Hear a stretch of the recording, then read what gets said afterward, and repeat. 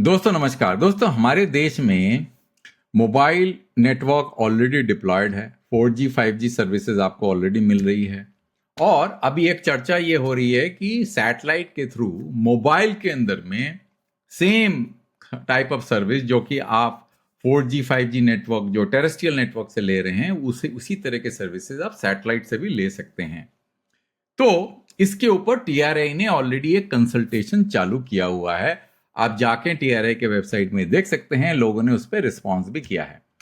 Parallelly क्या हुआ है कि एप्पल एंड गूगल जो कि ऑपरेटिंग सिस्टम बनाते हैं हमारे स्मार्टफोन्स का, आईओएस और एंड्रॉयड, उन्होंने कहा है कि ये जो रूल्स बन रहे हैं ये प्रीमैच्योर हैं, ये अभी नहीं बनने चाहिए क्योंकि इसके अंदर में बहुत सारी खामियां हो सकती हैं, क्योंकि इंटरनेशनल स्टैंडर्ड्स अभी तैयार हो रहे हैं।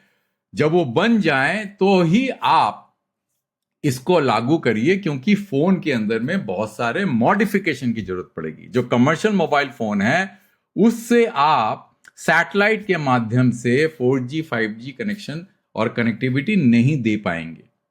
तो दोस्तों मैं आज इस वीडियो में समझाऊंगा ये एप्पल एंड गूगल का पॉइंट ऑफ व्यू है क्या। बड़ा आसान भाषा में आपको समझाऊंगा और ये क्यों उन्होंने ये इशू को रेस किया है और कहा है कि फोन के अंदर हार्डवेयर का मॉडिफिकेशन की जरूरत पड़ेगी, सिर्फ सॉफ्टवेयर अपडेट से काम बनेगा नहीं।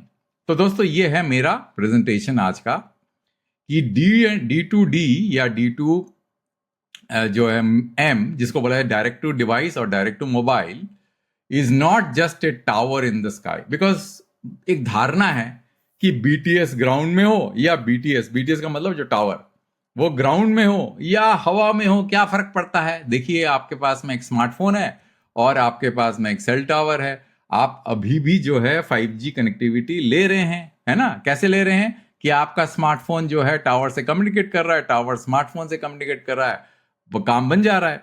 अब क्या है कि इसी को एक्सटेंड करके आप कह रहे हैं कि ये जो टावर जो है आपको दिख रहा है ये आसमान में लगा दो, ये आपका सैटेलाइट, और ये फोन जो है वो टावर से ना बात करके सीधा सैटेलाइट से बात करेगा और सैटेलाइट फोन से बात करेगा और काम बन जाएगा। यही तो धारणा है ना। तो इसी को इंप्लीमेंट करने के लिए टीआरआई ने जो है कंसल्टेशन शुरू किया है। अब दोस्तों इसमें फर्क क्या है वो समझ लेते हैं। जो आपका फोन जब बेस स्टेशन से बात करता है, टावर से बात करता है, तो टावर जो है वो फिक्स्ड होता है, ये मूव तो कर नहीं रहा होता है। फोन आपका जरूर मूव कर रहा होगा, टावर जो है उसी जगह पे खड़ा रहता है जहां पे उसको डिप्लॉय किया गया है। तो इसमें क्या होता है कि जो फोन का जो मूवमेंट है वो बहुत धीरे होता है। आप कितनी तेजी से जाएंगे, गाड़ी में 80 किलोमीटर पर आवर की स्पीड से जाएंगे, पर टावर तो जो है फिक्स्ड है। तो टावर और फोन के बीच में जो स्पीड होगा, मतलब जो आपका रिलेटिव वेलोसिटी होगा, वो मैक्सिमम 80 किलोमीटर या 100 किलोमीटर जो है आपका गाड़ी की स्पीड का होगा, उससे ज्यादा तो होगा नहीं। तो इसलिए इसमें इतना ज्यादा वेरिएशन नहीं होता, स्पीड नहीं होता, इतना मूवमेंट नहीं होता। Whereas in case of a satellite which is moving in the sky at a lower orbit, ये काफी तेजी से मूव करता है और फोन भी मूव कर रहा है, तो इनका जो दोनों का रिलेटिव वेलोसिटी बहुत ज्यादा होता है। इससे क्या होता है कि कुछ मतलब प्रॉब्लम्स आ सकती हैं, जिसको बोला जाता है डॉपलर नॉइस। डॉपलर नॉइस का मतलब आपने सुना होगा ना कि एम्बुलेंस जो है जब आता है आपके सामने तो आपको जो है पिच हाई सुनाई देती है, जब दूर जाता है तो पिच लो हो जाता है। उसी तरह से फ्रीक्वेंसी जिससे आप कम्युनिकेट कर रहा है ये फोन सैटेलाइट को, वो फ्रीक्वेंसी चेंज हो जाती है।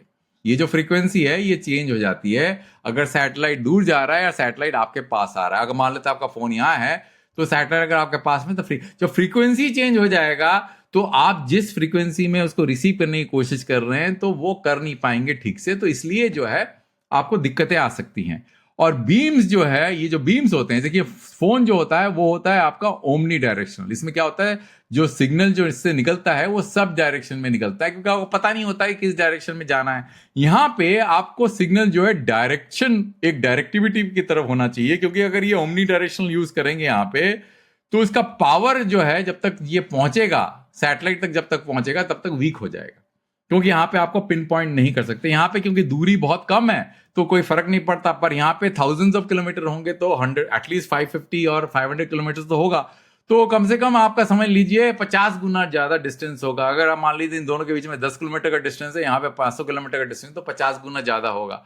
तो इसमें डिले भी आएगा, डॉपलर इफेक्ट भी आएगा, तरह तरह की प्रॉब्लम आएगा। तो you are in a complex, आप एक कॉम्प्लेक्स रेडियो एनवायरनमेंट में आ जाते हैं अगर आप सैटेलाइट को बीटीएस की तरह, टावर की तरह देखते हैं, कंपेयर टू आप अगर टेरेस्ट्रियल नेटवर्क में काम कर रहे हैं जहां पे easy, relatively easy radio environment है। अब why satellite D2M is fundamentally different, ये भी समझ लेते हैं।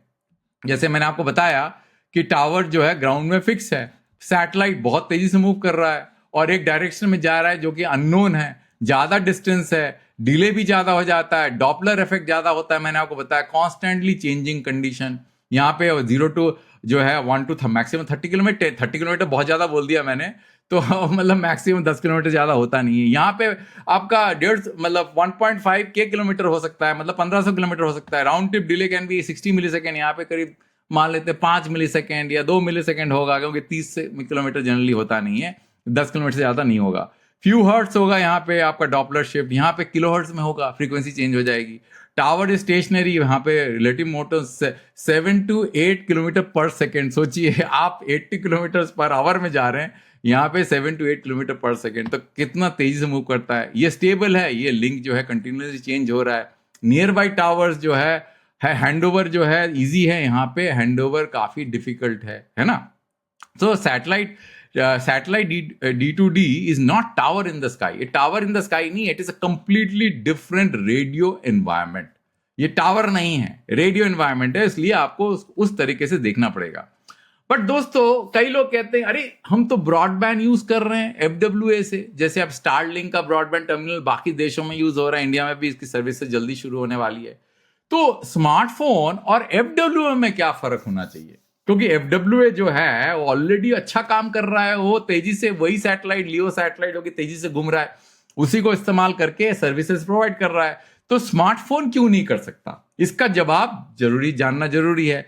अब दोस्तों इसमें फर्क यह है कि जब आप ब्रॉडबैंड यूज करते हैं सैटेलाइट के थ्रू, जो FWA है, फिक्स टर्मिनल है, वो हाई फ्रीक्वेंसी में यूज होता है। तो हाई फ्रीक्वेंसी में होने से क्या होता है कि ये जो आपका वेवलेंथ होता है, ये जो वेवलेंथ होता है जिसको बोले जाते हैं ना, ये देखिए वेवलेंथ का मतलब इन दोनों वेव के बीच में डिस्टेंस है ना, फ्रीक्वेंसी एंड वेवलेंथ आपको पता ही होगा। तो वेवलेंथ छोटा हो जाता है। जब वेवलेंथ छोटा हो जाता है तो इसमें जो एंटीनाज होते हैं, इस पर्टिकुलर डिवाइस में जो एंटीनाज होते हैं, उनमें ज्यादा एंटीना पैक कर सकते हैं, बिकॉज एंटीना के बीच में जो डिस्टेंस होता है वो होता है वेवलेंथ के प्रोपोर्शनल। जितना बड़ा वेवलेंथ उतना डिस्टेंस। और बहुत सारे एंटीना आपको चाहिए, क्यों? क्योंकि आपको बीम को नैरो करना है। You need to make the beam as narrow as possible. जब तक बीम नैरो नहीं होगा तब तक काम नहीं बनेगा। और बीम को आपको स्टीयर भी करना है, जैसे सैटेलाइट मूव हो रहा है, आपका बीम भी सैटेलाइट को ट्रैक करना चाहिए। मोबाइल फोन के अंदर में प्रॉब्लम आती है। क्या प्रॉब्लम आती है मोबाइल फोन के अंदर में? पहले तो ये कि लो फ्रीक्वेंसी में काम करता है, 700, 800, 900 मेगाहर्ट्ज ये काम करता है। बहुत ही हाई फ्रीक्वेंसी में है ना, KN KU बैंड बहुत ही हाई फ्रीक्वेंसी होता है। तो लो फ्रीक्वेंसी के कारण इतने सारे एंटीना इस डिवाइस के अंदर में डाल नहीं सकते आप, और एंटीना के बीच में डिस्टेंस भी ज्यादा होता है। तो यहां पे ये स्टीयरेबल बीम, जैसे आपने यहां पे स्टीयरेबल बीम बना सकते हैं, इसको FWA को एक स्टीयर कर सकते हैं बीम को, जो कि सैटेलाइट को ट्रैक कर पाए, ये आप कर नहीं पाएंगे। और ये होगा आपका ओमनी डायरेक्शनल, ये होगा डायरेक्शनल, है ना। ये डायरेक्शनल होगा, ये ओमनी डायरेक्शनल होगा, यहाँ पे जो RF सिग्नल निकलेगा। तो इस कारण से क्या होता है कि जब सिग्नल सैटेलाइट तक पहुंचता है तो बहुत वीक हो जाता है। यहां पे आपका सिग्नल का स्ट्रेंथ काफी ज्यादा होता है, तो इजी होता है सिग्नल को ट्रैक करना। इसीलिए FWA टर्मिनल्स जो कर सकता है वो स्मार्टफोन नहीं कर सकता। आपको समझ में आ गया ये बात? स्मार्टफोन में काफी दिक्कतें आती हैं। अच्छा, अब मैंने आपको बताया टाइमिंग, डॉपलर, GPS। अब एक और बहुत ही इंपॉर्टेंट और महत्वपूर्ण मुद्दा है दोस्तों।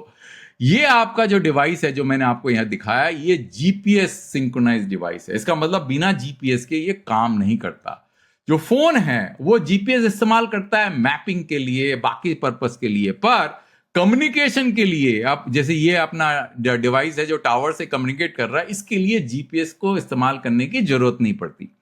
पर मैपिंग वगैरह के लिए इस्तेमाल करता है GPS, क्योंकि ये स्टैटिक है, ये मूव नहीं कर रहा है। आपको पता है कि टावर किस डायरेक्शन में है। यहां पे क्या हो रहा है दोस्तों, अगर आपका डिवाइस ये जो डिवाइस है इसको जीपीएस सिंक्रोनाइज नहीं करेंगे तो होगा क्या, ये जो अपलिंक है जिस डायरेक्शन में सैटेलाइट है उसको बीम को स्टीयर करने में काफी परेशानी क्या मतलब आपको सामना करना पड़ेगा, क्योंकि सैटेलाइट इतनी तेजी से मूव करता है तो this device will not be able to figure out और प्रेडिक्ट कि वो सैटेलाइट किस डायरेक्शन में जा रहा है।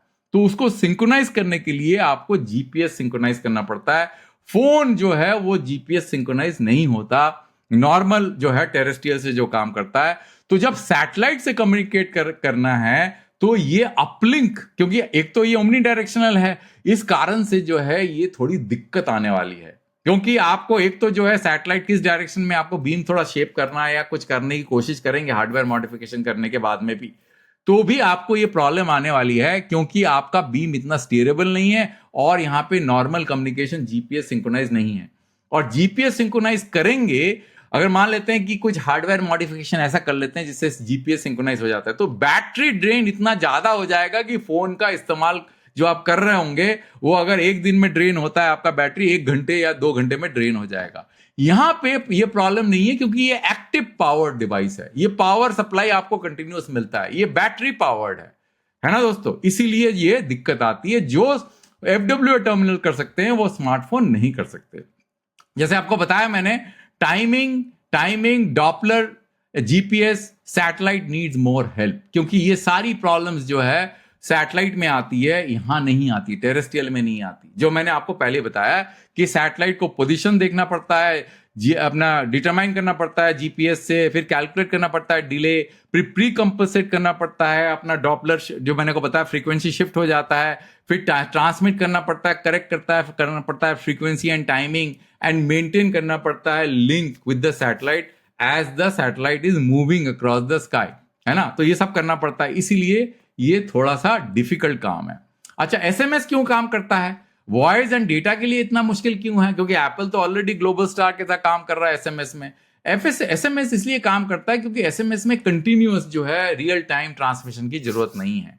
आपने फोन में इंफॉर्मेशन डाल दिया, सेंड कर दिया, वो फोन ट्राई करता रहेगा और धीरे से वो जब उसको मौका मिलेगा मैसेज चला जाएगा, है ना। कोई रियल टाइम नहीं है, पर वॉइस कॉल तो रियल टाइम है ना। और इसको आपको जो है उसका एसएमएस का जो है टेंस ऑफ बाइट्स होते हैं इंफॉर्मेशन, यहाँ पे 12 to 24 जो है किलोबाइट्स होता है, और डेटा तो बहुत ज्यादा होता है, एमबीपीएस में होता है। तो ये मैंने कहा था डिले आप टॉलरेट कर सकते हैं, यहाँ पे डिले बिल्कुल नहीं कर सकते, रियल टाइम होता है।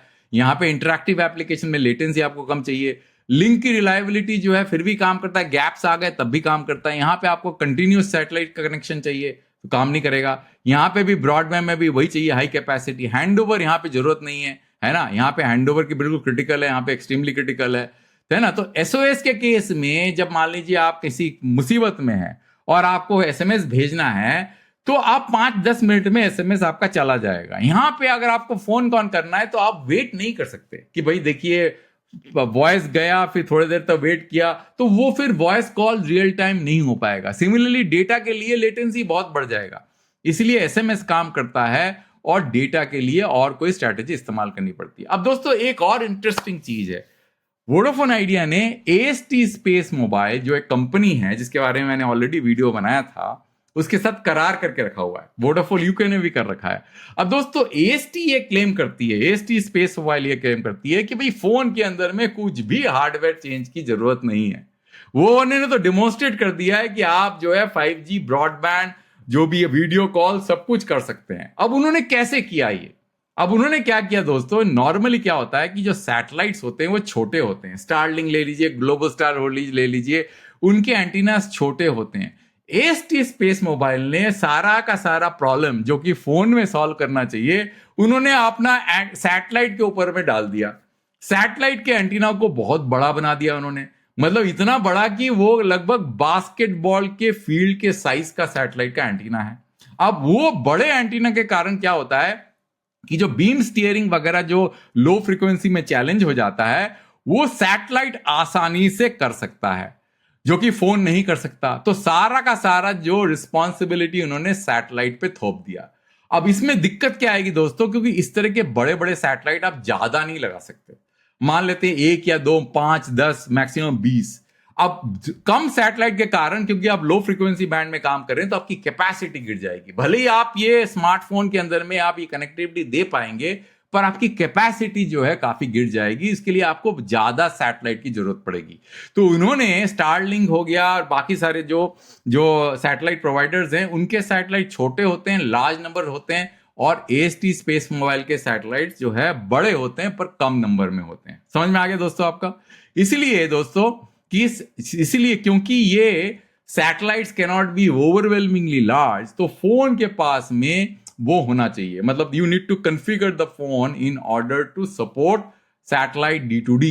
इसलिए जो है ITU एंड 3GPP इसको सॉल्व करने की कोशिश कर रही है, क्योंकि आपको हैंडओवर चाहिए, क्योंकि वही स्पेक्ट्रम में काम कर रहे हैं जिसमें मोबाइल काम कर रहा है, कमर्शियल मोबाइल। हैंडओवर कैसे होगा? आपके जो है मतलब इंटरफेरेंस जो होंगे वो उसको कैसे मैनेज करेंगे? देखिए इंटरफेरेंस, ये सैटेलाइट काम कर रहा है, ये आपका टेरेस्ट्रियल मोबाइल का नेटवर्क है, और बाजू में जहां कनेक्टिविटी नहीं है वहां पे सैटेलाइट काम कर रहा है, तो इंटरफेरेंस हो सकता है। उसको कैसे मैनेज करेंगे? हार्मोनाइज कैसे करेंगे स्पेक्ट्रम? और फोन के अंदर में हार्डवेयर में क्या चेंजेस की जरूरत पड़ेगी, सॉफ्टवेयर में क्या चेंजेस की जरूरत पड़ेगी, GPS को कैसे इस्तेमाल करेंगे जिससे कि बैटरी का जो है लोड कम पड़े। ऐसे बहुत सारी चीजें हैं जो कि फोन के अंदर में इंप्लीमेंट करने की जरूरत है। तो अगर आप काम चलाओ कुछ करना चाहते हैं, जैसे AST मोबाइल ने सारा सैटेलाइट के ऊपर में सारा जिम्मा छोड़ दिया है, क्योंकि उन्होंने सैटेलाइट को बहुत बड़ा बना दिया है। जो खामियां फोन में है उन्होंने सैटेलाइट को बड़ा बना के रिजॉल्व करने की कोशिश करी। तो उसी तरह से जो है अगर आप करेंगे तो कर सकते हैं, नहीं तो अगर आप कमर्शियल मोबाइल में छोटे छोटे सैटेलाइट इस्तेमाल करके करना चाहते हैं, जो कि स्टारलिंक करने की कोशिश कर रहा है, तो आपको फोन के अंदर में काफी चेंजेस करने पड़ेंगे। तो इसीलिए दोस्तों इंडिया का प्रैक्टिकल रोड मैप यह है कि आप इमरजेंसी SOS पहले कर सकते हैं, फिर लिमिटेड मैसेजिंग जो है 2 साल में करिए, फील्ड ट्रायल करिए 103 साल में, फिर जैसे रेगुलेटरी सिस्टम जो है मैच्योर हो जाए तो आप उसको इस्तेमाल करके फोन को तैयार करिए, फिर अपना रेगुलेटरी फ्रेमवर्क बनाइए, फिर जो है D2D कर सकते हैं। उसकी पहले रेगुलेशन की तैयारी पहले कर लीजिए, क्योंकि ये सिस्टम इवॉल्व होता रहेगा। बाकी देशों में जैसे चल रहा है उसी को आप इस्तेमाल करिए, फिर उसके बाद में वॉइस सर्विस, ब्रॉडबैंड सर्विसेज आप दे सकते हैं। तो दोस्तों अंत तक वीडियो देखने के लिए बहुत बहुत धन्यवाद। एक वीडियो दूसरे टॉपिक में जल्दी लेके आऊंगा।